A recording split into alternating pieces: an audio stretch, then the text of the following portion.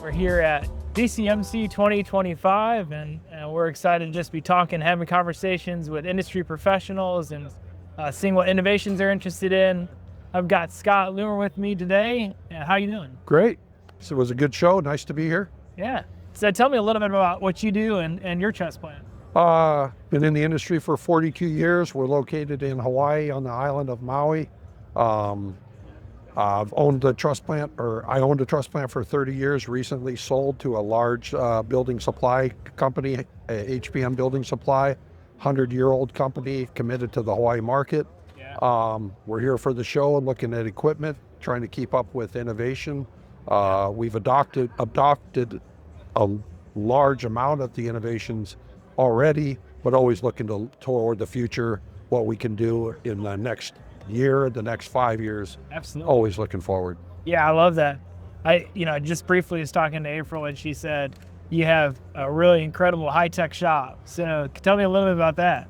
Well, we were a single location business for 30 years, but I've been in the industry for 42 years, and as such, I had a lot of respect for the work, the physical work that it took. Yeah. And we were committed to our market. Obviously, geographically, we're very limited by being in an ocean, on an island, and we wanted to fully commit to our market. So we felt investing in the best equipment, especially with the cost of living and labor, that technology was a way to go, which we adopted, 25 years ago we started, and we've gone through 3 generations of upgrades of technology and have found the benefits every single time. I have and still have an incredible staff that adopt and appreciate the benefits of, smarter manufacturing techniques.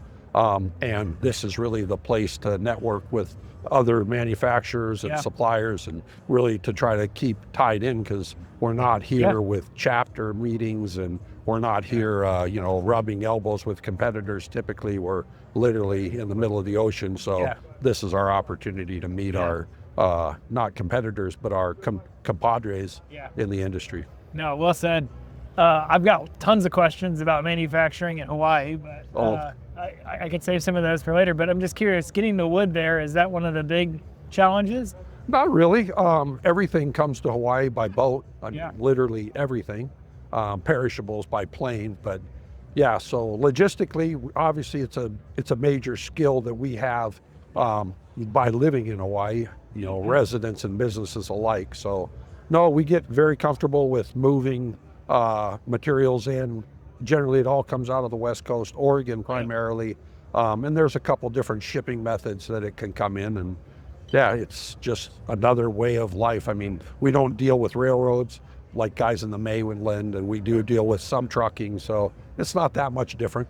So talking about innovation and thinking through some of the things that you've seen change over the years, and kind of being on that world of trying to make sure you're taking full advantage of technology and of innovation, what are some of the things that you're interested in seeing at this show and kind of interested in the next year?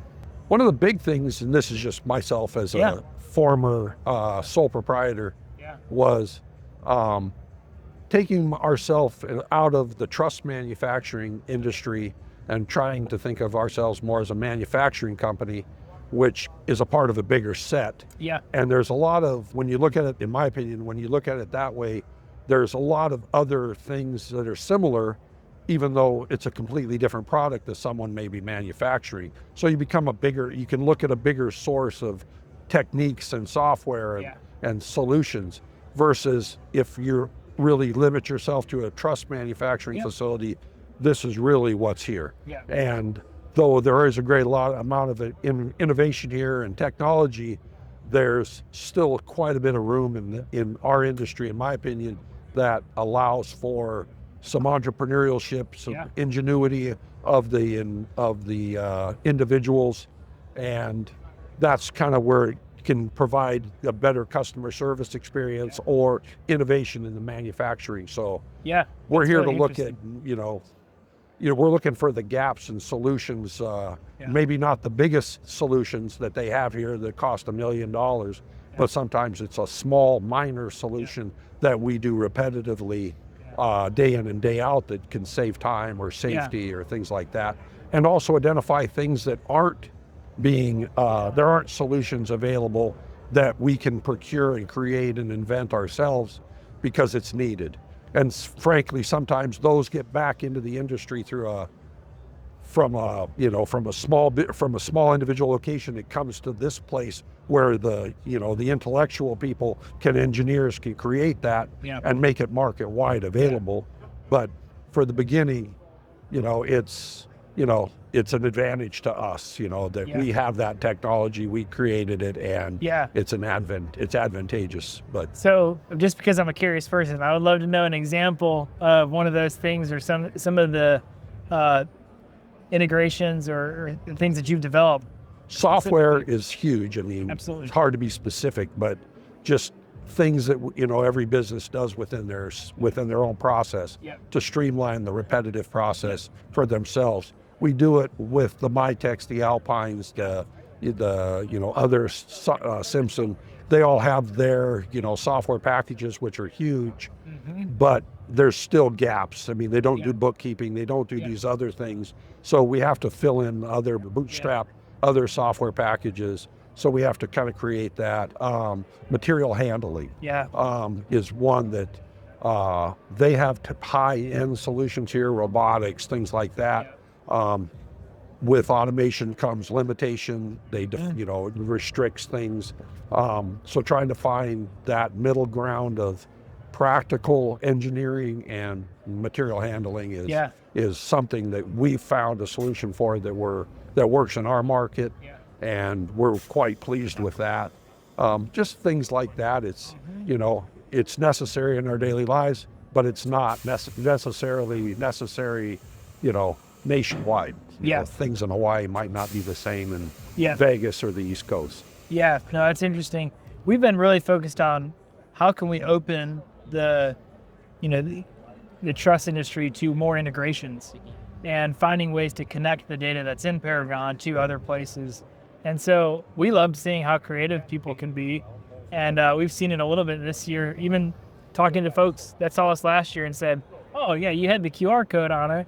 And it gave us an idea that we could print that on our trusses. And that's really just a way of, it's a fancy barcode essentially. Right. And a way of our customers, but also our, the people that are in our shops working to be able to quickly get information on certain things. And so we love hearing about stuff like that and just the innovation that people are having. It doesn't have to be tied to us. I think we're excited about all innovation that is happening in this space. I wish one thing that somebody would come up with, and I've tried, is you have different partial solutions with Mytech and other, where they'll keep track of, they'll say time, but it always falls apart, somewhere. There's no cohesive. There's payroll, which is with accounting, it's, to the minute, it's really critical. But in production, we don't really care about, there's accounting software that'll take care of that, and it does a fantastic job. But if you could just keep track of the people, coming to work and their attendance, and then that person be able to check in and out of jobs productively and effectively. We don't need them to waste their days, doing a bunch of computer stuff, but they could get in and get out and be able to attribute time to the jobs and then produce that information in a report that tells us, labor cost. That would be huge. But I've never seen a solution that isn't either a huge ERP that costs $250,000 and requires administration. It's just, that's the hole that I've tried to do, like a POS system, because you go to a bar and how those people can do it so fast. That's what you want as far as functionality, but to try to get people to understand and engineer a system that would work in our industry, I've just been unsuccessful. But absolutely. Once Mytech figures out that it'll be a great idea, then it'll be their great idea. At this point in time, no one's listened to me. So this is the third time I've heard that. This show. Okay. And we're listening. Okay. And we're excited about the potential to do things on that front quickly. Right. But we're also trying to not do every single possible thing. We think that by integrating people that are excellent at certain things can do that really well. and we can use our open API to both get and send information to those sources. So even when it comes to dashboards, we have some reports that can come out, but as far as like a live dashboard, we don't have that built in. But one day I took our API and just kind of using a real simple, affordable software was able to generate a report and pull in live data from Paragon to just show all the board feet for all of our projects, for all the projects that are in process.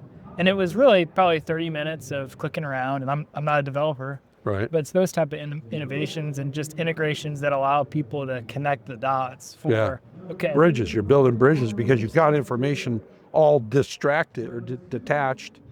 And when a small organization like us, we don't have dollars to put into administrative roles. We want our people producing, and then you get into a large company, and then it inverses where you've got all these people, and now you've got too much information, so. Well, thank you so much for stopping and talking. No, it was a pleasure to talk. If it helps one, it helps us all.